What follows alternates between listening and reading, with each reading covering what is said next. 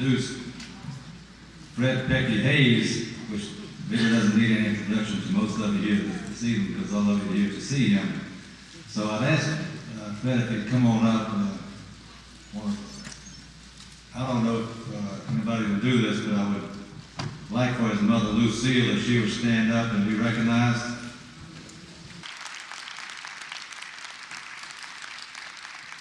Next door to Miss Haise for several years on Hay Street, which was Church Street back at that time, and had the honor when Pekka would come home for a visit or something like that, he and I would get together, maybe go floundering or soft shelling. The first time we ever went floundering and soft shelling, Pekka came out, he looked like Crocodile Dundee. He was all put up, he had his belt on with his knife in his hand. I said, Fred, I said, we're not going to look for alligators, we're just going for flounders and soft shells. But he was ready to do it. And he also carried a memento of mine when he went on Apollo 13, and I appreciate that one very much. It was a stone out of my grandfather's ring, so it's something that I'll cherish for the rest of my life. So without anything else, Fred, I want to thank the city of Biloxi, the Friends of the Singer, and the Main Street Association give this Apollo 13 that this South Club Bank on stand paid for. Congratulations. You always look good.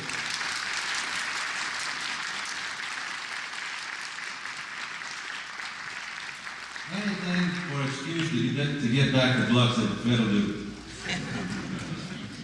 Thank you.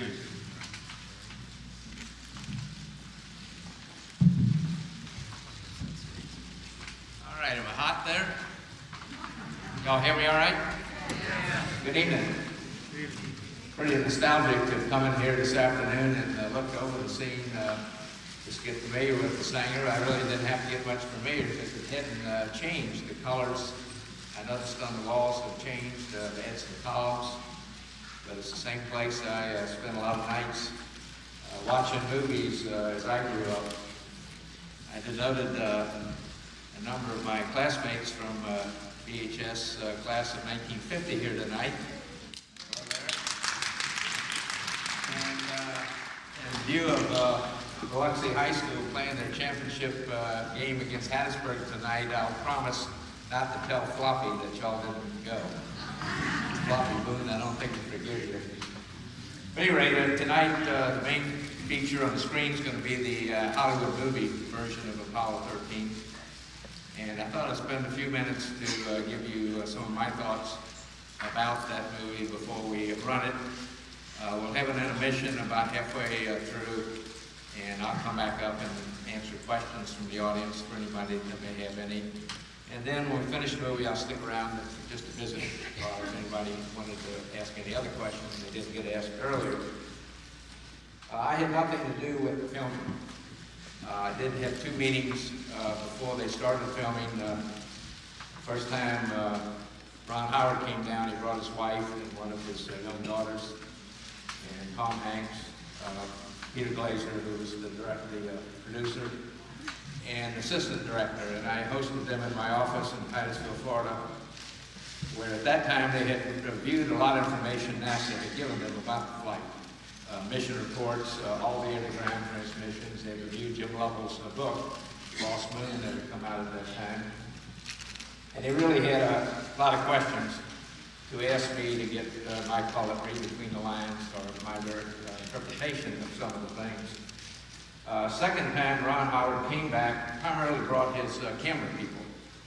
And he spent most of that day out at Kennedy Space Center, kind of looking over the scene there to be, he was intended to be very careful to be accurate. And he wanted to see where he could shoot, what angles, and capture some of the Apollo stuff that's still there, like the crawler, and not show Space Shuttle, which obviously is the vehicle that's operating there today. He did bring along Bill Paxton, a young fellow from Fort Worth, Texas, who was going to play my role in the movie, and I spent most of that day escorting him around Kennedy Space Center to show him a little bit about what a rocket ranch is about and what flight hardware was, because he had never been involved with space in any way in his life. It was kind of funny. He he was a little worried. He said, first of all, I said, I played, Wyatt Earp and movies like that, but he said, I've never played a person that's still alive. He said, I'm worried about how they would carry that off, because if they're gone, you can kind of play it any way you want to, and nobody can know the difference already. I told him not to worry about it. He also was concerned because his last movie, he had been, for those that saw True Lies with Arnold Schwarzenegger, Bill Paxton was the sleazy car salesman in that movie, and he worried about how I'd see him in that role versus mine. But I told him just to do his thing. And he had one other interesting comment. I took him through the space station checkout facility that all the hardware is going through now, that's going up to be assembled. And we went into the catacombs underneath where they have route all the gaseous lines, fluid lines, and electrical lines under the floor, and they come up to test stands through the floor. And his impression immediately was, said, man, he said, this is where we should have filmed Aliens. He was also in that movie early in his career. I thought that would have been great to have aliens chasing him around in there. At any rate, the movie, if I said some summary line statement, I thought it was the best Hollywood has done to give you a picture of what it's like to fly on a flight. That is what the launch scene looked like, the vibrations, those kind of things. What an entry looked like, the sort of the visual effects. And even the zero gravity, they rented an aircraft, the NASA Vomit Comet 707, and took these actors. I was surprised, frankly, because they're very valuable assets. I think Tom Hanks gets $20 million a picture. They took these people up on a zero-G airplane and went up and down through trajectories to get about 15 or 20 seconds of free floating, where they actually were in zero gravity, to film and then edit into this movie, which you will see. And it's for 15, 20 seconds, it's the real McCoy. So they did that at an expense. They, late in the mission, when we powered down, in fact, the last 4 days after we powered down the lunar module, we got very cold. And to represent that environment for the actors, or astronauts, as they call themselves, they brought in refrigeration units on the movie set, and they took the entire movie set down to 35 degrees Fahrenheit, which is the temperature we arrived at for most of that period, so they would kind of feel the same way we did during that portion of the mission. I thought they had an excellent cast. Tom Hanks volunteered. He's really a space fan. As a young boy, he watched all the flights. He knew more of the current shuttle astronauts at the time I was talking to him than frankly I knew, because I've been on the program a while. So he's very avidly interested in it. Obviously, it was kind of a role that would not earn him another Academy Award, but he was just interested in serving in that capacity in a space-type movie. And with him, of course, they drafted the remaining cast. I thought also that was pretty first-rate for this movie. You might think for a minute, if it had worked out differently, if rather than Tom Hanks had been Arnold Schwarzenegger, that famous line would have been quite different. It would have been more like, Houston, we have a problem. You fix it or I kill you. But at any rate, they didn't get Arnold, and Willis is another one. I won't do that interpretation. That's kind of X-rated. But at any rate, they did an artful job with the editing. As I said, I looked carefully to see if there was any change from when they were free floating and when they weren't. That 15, 20 seconds ended, and I never caught anything that way. They did an excellent job with the artifacts. The spacecraft were built. Those were not real vehicles. They used technicians at the Cosmosphere in Hutchinson, Kansas, to develop those. And the mission control, they completely built that to be a replica of the one in that day and age, because the ones NASA had when they were ready to film didn't look like that anymore. And they were very exact. First time I got a tape, I went to pause on my VCR and studied the panel, and the instruments and all the switches, circuit breakers were just like the real vehicles, best I could see at that level of detail.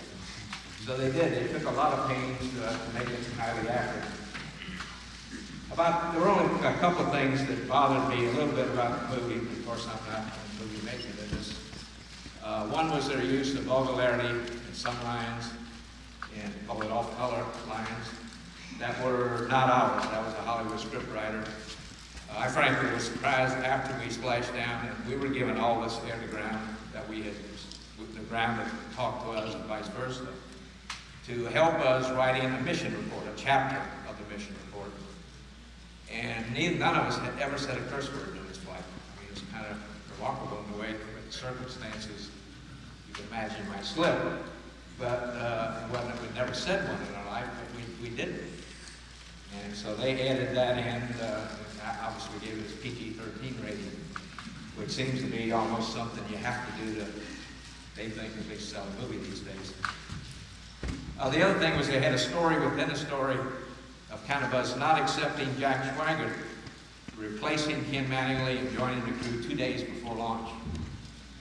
And that was nothing further from the truth in that sense, at least from a flight safety or capability to fly the flight. Jack was just capable. In those days, we flew a prime and a backup crew with equal training. I was backup on Apollo 8, Bill Anders, and Buzz Aldrin on Apollo 11 before I flew Apollo 13. And if you looked at the training record, you'd find the backup crew generally got a few more hours training than the prime crew. Because the prime crew got drug off to do press conferences on some days while they were playing around and inventing their patch or inventing their guest list and those kind of things, coordinate that. And they missed some training time, but the backup on those days just kept training. So it was nothing at all in that sense of one crew member replacing another. That's the way we planned to be able to do it. It was a very emotional thing. We've been a team with Ken through the Apollo 11 cycle, and you just hate to break up the team at that 11th hour. And it was very unfair to those individuals. For instance, Ken had a set of guests. I think we allowed to invite 50 people. So he had his friends and family with irrevocable airline tickets coming to Florida to watch him launch, and he wasn't going to launch. And likewise, they had to sign up for 3 days in a motel in those days, prepaid at Cocoa Beach or Cocoa in that area for those flights. So again, 50 of the wrong people were coming to watch the wrong person launch.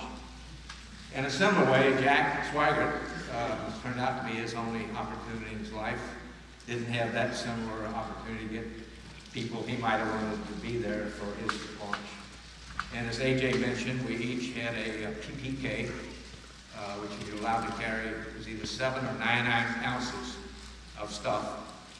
And for family and friends, like for my Aunt Dee, I flew her crucifix. I couldn't afford to carry her whole rosary, so we took the crucifix off. And similar items for AJ, I flew a Mason ring for a fellow test pilot at Edwards. So we had those pre-packed, and Ken's was packed, but again, Jack didn't have time to do that kind of thing. So that was the bad part of that crew change-out, not what the movie tried to show. But going back to movies, movie making, you'd have to judge a success, I guess, in 2 ways. If you looked at it artistically, it would be how many Academy Awards. And the movie was up for 9 Academy Awards that year, so you'd have to say it did pretty well that way. The second thing is that the business. And they did spend $57 million to make this movie. So, what's the return, profit? And clearly it was a blockbuster. The only movie that beat it that year was Batman. Otherwise, you'd have to say that it probably was also a success, because one thing I think it did was it did a very good job of giving the picture what you can do if you assemble the right talent mix, the right skill base, people educated, having the right training, put together as a highly motivated team with the right leadership, meeting a great challenge, what can happen.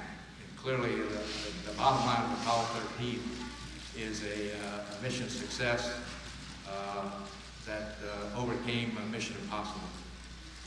So now I guess we can maybe run the movie. And I'll be back up, come back up here in the intermission to deal with questions and answers. Also provided in those days a speaker that was placed in the house, so in the home you could hear all the air to ground. You could hear what the crew said and what Mission Control said, not within the room, but what they spoke to the spacecraft from the captain. The other thing that some of you may be interested is Mary Griffin, sister, some of you remember, did not go to this launch. She was 6 months pregnant at the time, and the doctor recommended she not go. She had gone on the Apollo 12 flight, the one before, as well as my mother attended, which was probably not a good idea because that was the one that was hit by lightning on launch on the way uphill. So it had a little early emergency even on that one, which they recovered from. But anyway, I'd now like to anybody have any questions? Yes, sir? What are the white things that start going down by the rocket? Why did things start going down?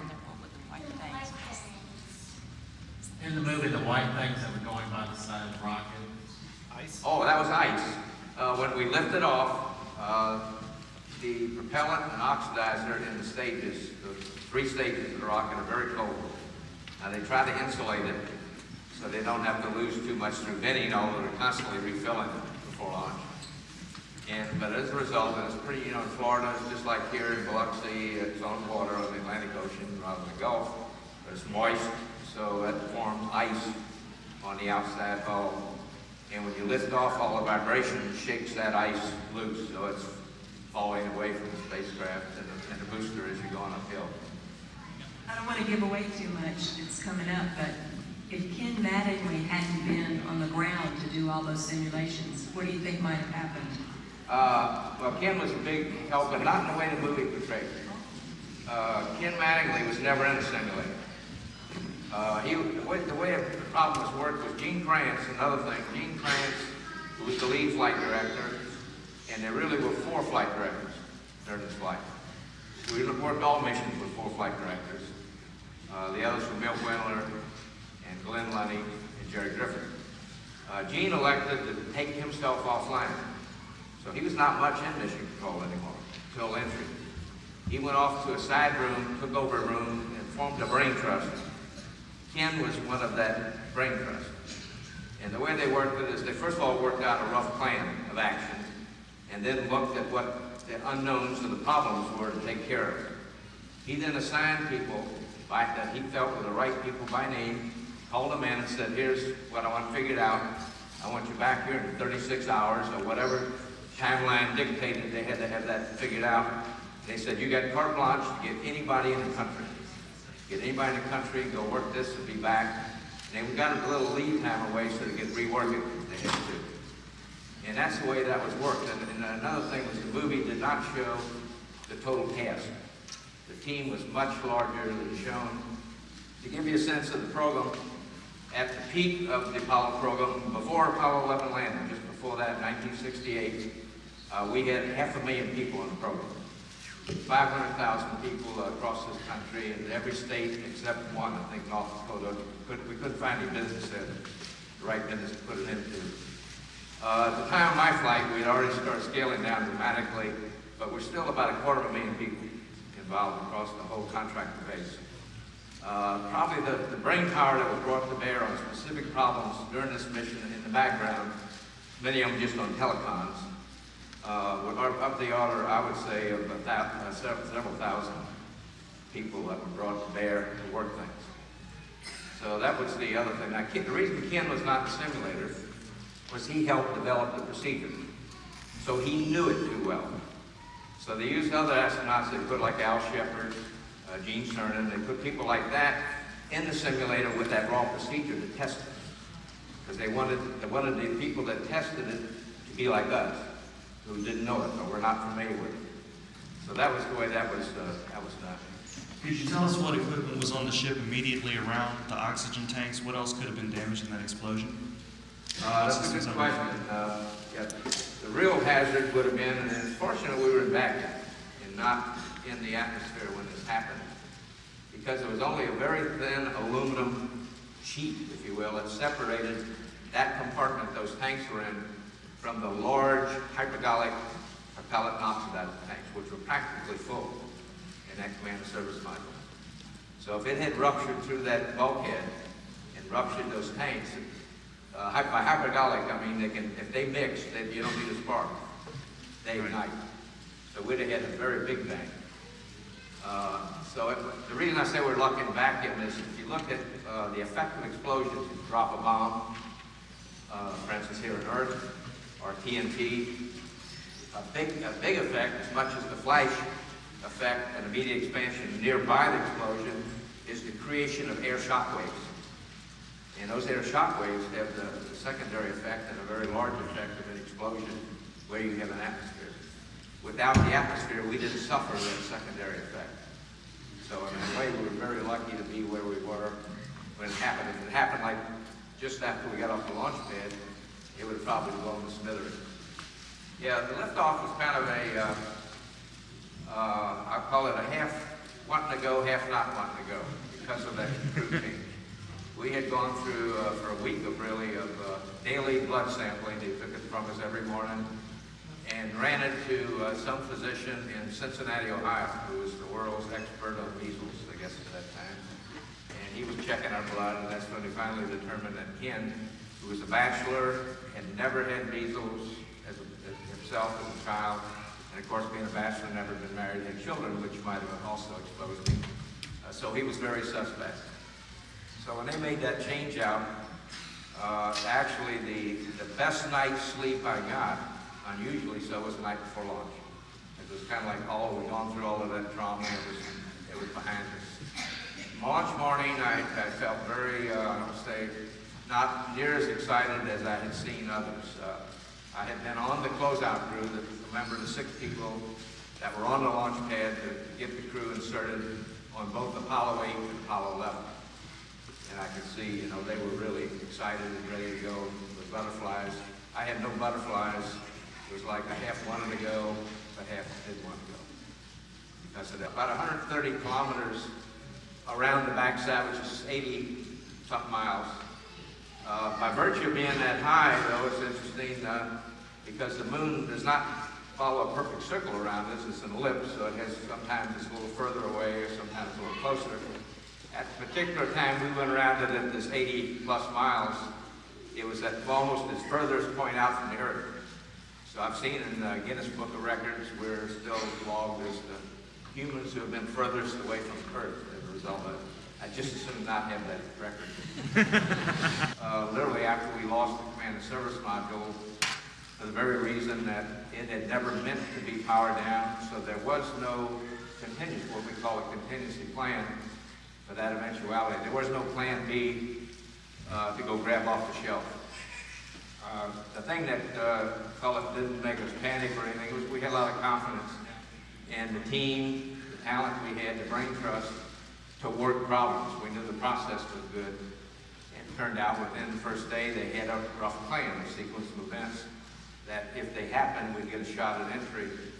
And I really did not worry any further, so I said, I'll worry when the next thing down this plan doesn't work. And then, we never got to a point of facing a lead, if you will, where there's no hope, or there's nothing else we can do. We just never got to that situation. Like when all your systems started failing, and you knew you were not going to the moon. Yeah, I might discuss kind of the sequence of events. At the point of the explosion, as shown in the movie, I was down in the lunar module. The windows were covered, so I could not see outside. From the sound of the noise effect, the reverberation through this metal hull, and the vehicle motion, and then tin canning within the tunnel area where the vehicles were hooked together, they contorted relative to each other that it crinkled the metal. I could hear metal popping for a little bit, kind of like you're taking a drink can and crinkle it. So I knew it was something very bad. Didn't know what it was. When I got up into the couch position, I normally would be on the right side, and I was responsible for the electric system, the cryogenics, the environmental system, and the communications. We had that same picture showed a large number of caution and warning lights on. Large number, many different systems. So the next sensation and feeling was one of great confusion, which you saw a lot of shown. The reason was we practiced failures endlessly through all our simulations, but there was kind of a rule that we followed, a philosophy, that the people who devised these failures to impart at certain times that we didn't know about in these simulations, kind of followed the guideline that they would never give us more than one failure in one system at one time. And under the guise, I guess, maybe, simply, that we didn't feel God would be so unkind just to give us more than one failure in more than one system at one time. And here we had these lights that really went across maybe 6 systems. So there was no single failure that would have caused that to happen. And it turned out a lot of the lights were false. What had happened was the G-force of the explosion had rocked some valves that were held by a spring from an open to a closed position, which reduced pressure and it caused the light to come on. It wasn't really a real problem. And later we psyched that out. The ground helped us, and we put switches to reopen them, and the lights went out. So it went from confusion, though, very, very shortly. Within just one thing I noticed in looking at the panel and the instruments was that one oxygen tank was gone. And I had it from multiple readings. We had temperature, pressure, quantity, and they were all down at the bottom. So that's when I knew we had lost the mission. It was an abort. I didn't feel that we were unsafe because that second oxygen tank still looked good at that point. I thought we just were going to abort, we were going to lose the landing mission, and come home with everything fully powered up, so it was safe in that sense. And the feeling I had was just a sick feeling in the pit of my stomach. I've described it before that some people, those who have children here, can relate to. In Lancaster, California, I described my young son, Fred, to pick up a babysitter. We were going out somewhere that evening, and when I got to the babysitter's house, I whipped out of the car and slammed the door. He was in the back, and he had put his hand around the coat. So the car door slammed on his hand. It was just that kind of feeling. Because we'd done a lot of work to get to that point. Yes, ma'am? There's part of the movie about shutting down the fuel cells. Could you explain what that was all about? Yes, the fuel cells in those days, the reactant valves were the valves that allowed gaseous oxygen that had been turned to gas from these liquid oxygen and hydrogen tanks by heaters to go into the fuel cells. The way a fuel cell works is it's electrolysis backwards. You know, if you take water and you apply electric current, you can break it into oxygen and hydrogen. I don't know if anybody's done an experiment. Well, what a fuel cell does is it takes gaseous oxygen and hydrogen and through a catalyst bed unites it to make water, very pure water, which we drank, but also creates electricity. In fact, they're looking at that for automobiles. Maybe someday that'll be another alternate fuel, if you will. But that was the process. Now, when you cut off the reactant valves and kill that flow, the particular design of those fuel cells, I'll call it technology of that day, they could only be restarted with special equipment on the ground. See, space shuttles are not that way. You can stop and start the ones on the space shuttle in flight. So it was an irreversible step when you shut those reactant valves. And that was the primary source of electric power. The only other power we had was 3 small entry batteries. They were 44 amp hour each, which were only to get you through the entry phase. So they would, last a couple hours. So without fuel cells, you were out of business. That's Ron Howard's brother. I don't know if until I was told that, you can see the similarity. In the same way, the priest that was with Marilyn Lovell in the house, that was his father. So I guess he managed to save a lot of budget. He's and his family. A couple other things. You saw the crew argument that ensued, and they started it over a thing that's totally, ridiculous. That Jack Swigert knew in his head that the last maneuver meant we were off our trajectory, we were too steep, or whether it was going to burn up. The only navigation capability we had on board was through the computers in the command service module, and it was dead. So we had absolutely no navigation capability at all.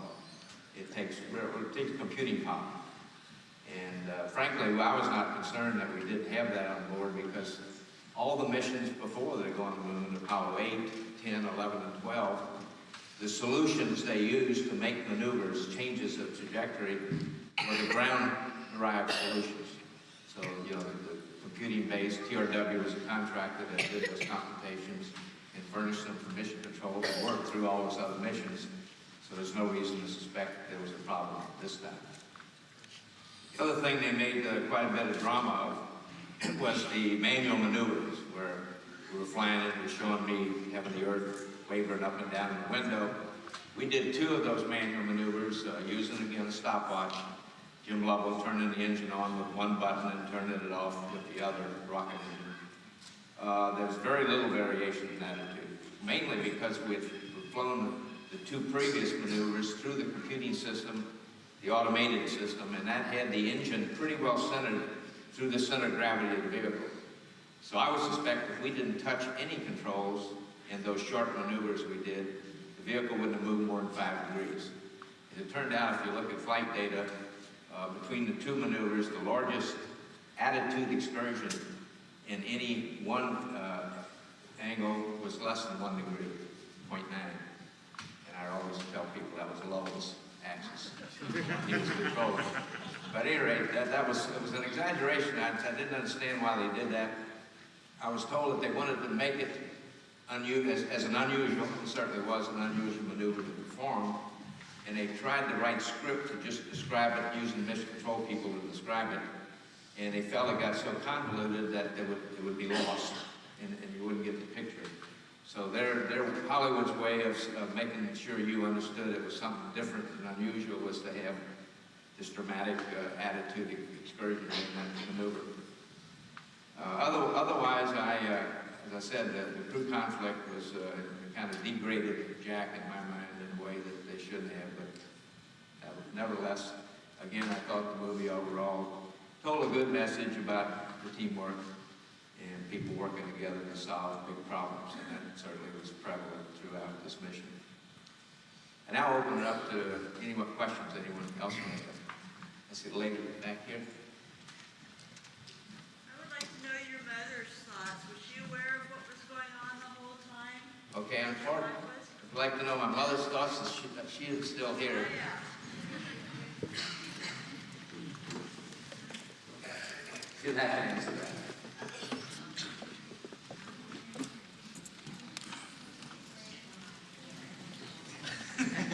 Don't be shy, Mom.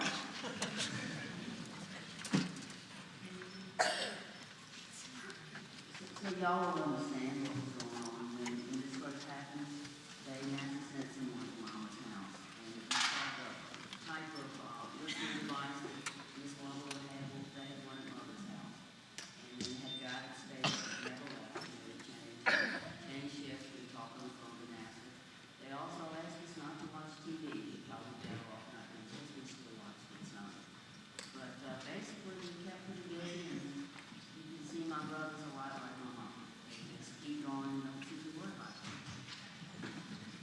Now, this is the people that did send were from Stennis, from Denver's Mississippi Test. They were really 3 engineers that were volunteered and stood 8-hour shifts each to cover 24 hours a day. Norm? Let's see if I can get this right, Fred.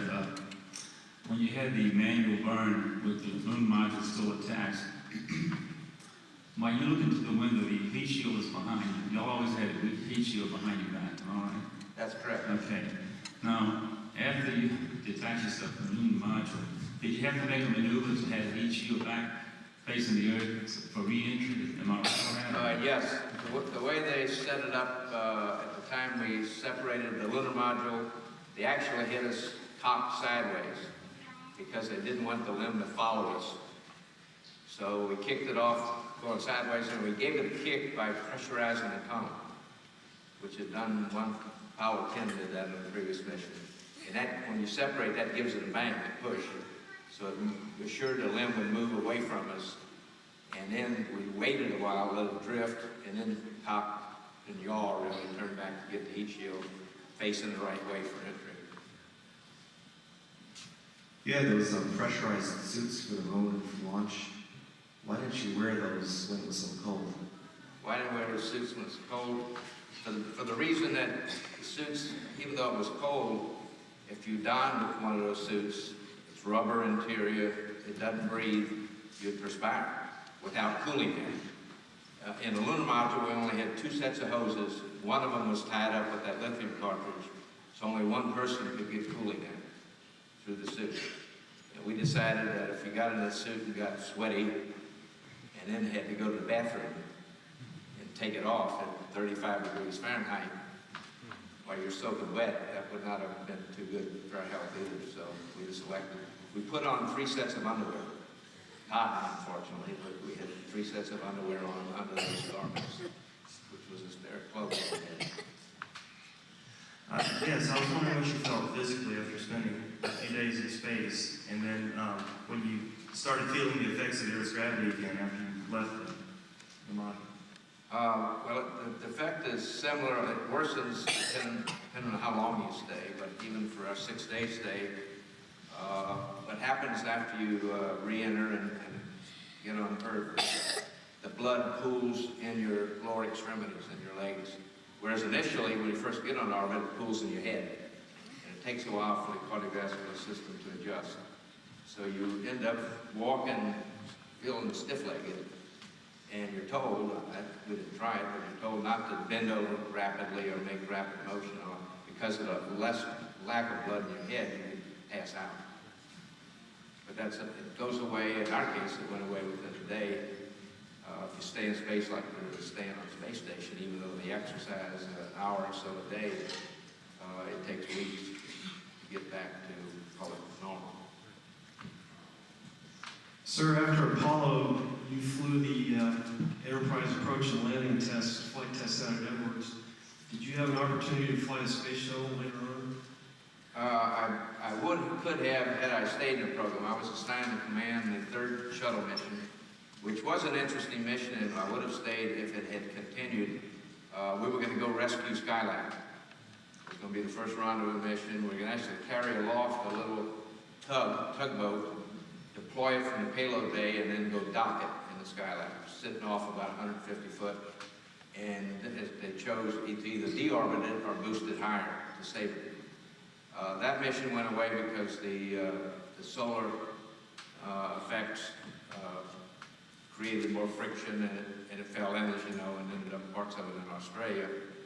And when that mission went away, it went to a pure thermal, what we call a thermal test mission, which is sit around up there for days and sit the vehicle in one attitude and wait a while to get the data and move it to another attitude.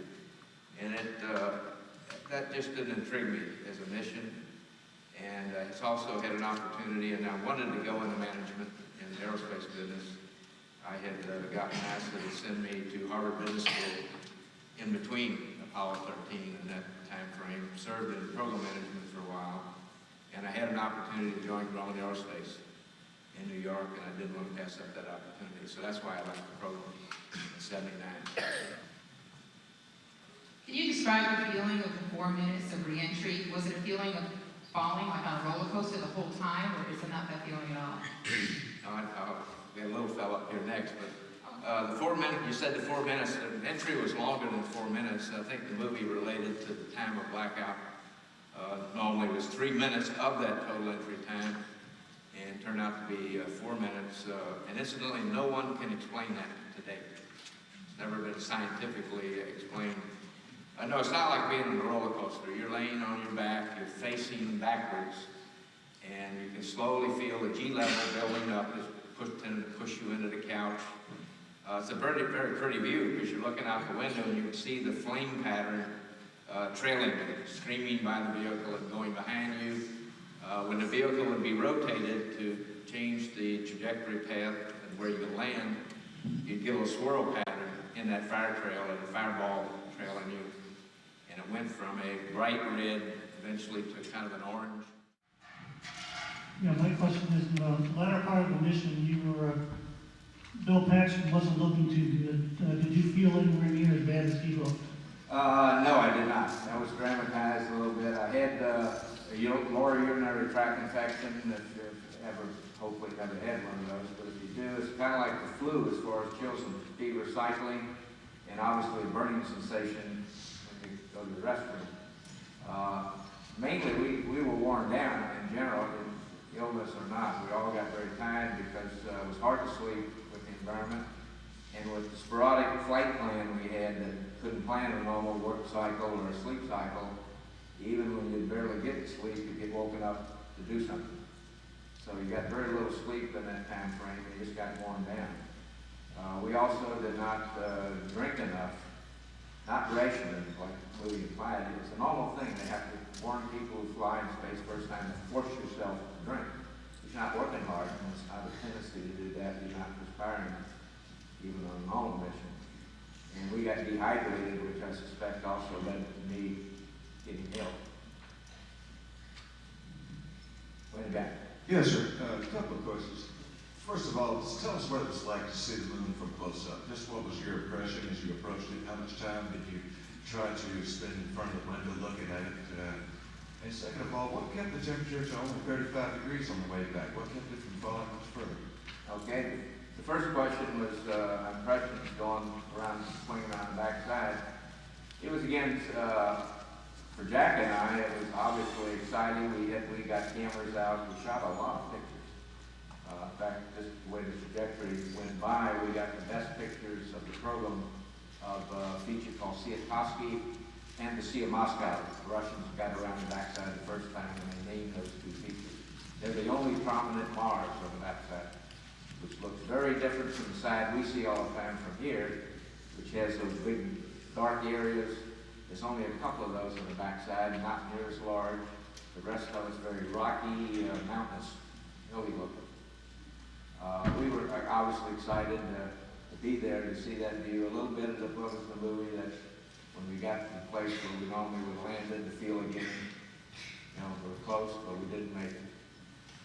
As far as the temperature getting down to 35, that was just a balance point for the amount of power we were using and the heat generated by that avionics and pumps like glycol pumps and water pumps. That balanced with how good a thermostat vehicle was. The spacecraft, is insulated with thermal blankets around the hull, and that was where the heat transfer, if you will, out versus the heat being emitted in. It wouldn't our body want to level out. We really could, if we'd wanted to, you could have designed the vehicle to operate at 12 amps. We'd have had to put a lot more thermal blankets. We'd have to make it a better thermostat, and we could have made it normal temperature at 12 amps. But that was never a planned power down position. Of course, it would have been probably too heavy to land on the moon if we put all the thermal blankets on. Since tonight we're looking at Hollywood's portrayal of the space program, I noticed in your talk you seem to care very much about the accurate portrayal of the astronauts themselves, and you also mentioned about the items to be carried into space. At the beginning of the movie, it talked about the Grissom White Jacket disaster. Regarding the movie, the earlier movie, The Right Stuff, they seem to really hammer Gus Grissom in that movie about blowing his hatch and sinking his capsule and then showing the souvenir diamonds all over the deck of the aircraft carrier. I was wondering if you could comment on that. Well, I have to say I was not in the program at that time. It struck me in the same way that I would assume that was a Hollywood version. But really the book was written by, I guess, Wolf.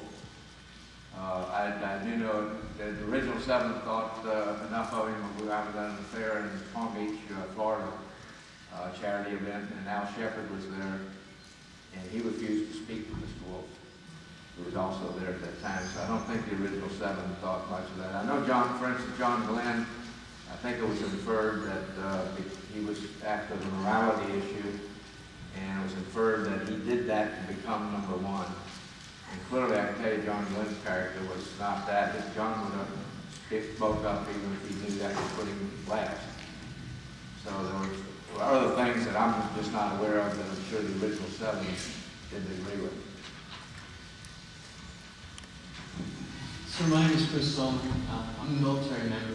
And I was trying to figure out what I wanted to say or what I wanted to ask you, but I think it's what I wanted to say more than anything. Mrs. Haise, I wanted to say thank you for giving us a national icon and a national treasure. Thank you very much. And sir, thank you for being a mentor for the military members out there. Thank you very much.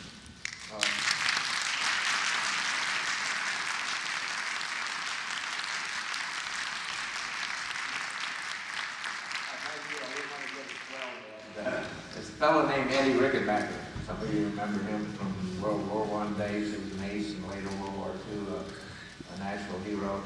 I was at an event in New York after the flight, not too long after we got down, to receive a medal, a gold medal of New York. And Eddie was at the head table with us, and he leaned over to me, and he said, "Son," he said, "let me give you some advice." He said, "At home," he said, "I got a couple of bushel baskets of medals. They're up in the attic, and someday they'll go to grandchildren, or the great-grandchildren." He said, "One thing I want to tell you," he says, "never take yourself too seriously." And I kind of followed that. And as far as my mom, there's probably times in my life she wouldn't have felt quite that way with what things I've been into when I was young. Thank you. Did NASA make any modifications to the hardware after Apollo 13 to some of the problems that you had in case it happened in the subsequent mission? Yes, they made considerable modifications. They did not change the design of the oxygen tanks. They added a third oxygen tank on the opposite bay, opposite side of the vehicle. They put in a large, decent battery from the lunar module, which had, I think, 412 amp hours. That again was another alternate power supply. We installed that in the command service module. That followed through though in the shuttle. In the shuttle, we did redesign oxygen tanks. It has triple insulated wires in the tanks. We eliminated those stirrers. There are no egg beaters within the tanks on the shuttle. There's only heaters. That's really because in Earth orbit you fire thrusters often enough that little vibration shakes the stuff in the tank enough without needing those stirrers. So they're not even in the shuttle tanks. Exactly how many months did it take? Exactly how many what? How many months did it take to get ready or fly? To get ready. The training cycle was 6 months. When we started out, our schedule slipped though by about a month and a half, so we ended up with about 7.5 months. After we landed on the moon in Apollo 7, we kept extending the mission a little bit. So we got about 7.5 months of time to get ready for Apollo 13. All right.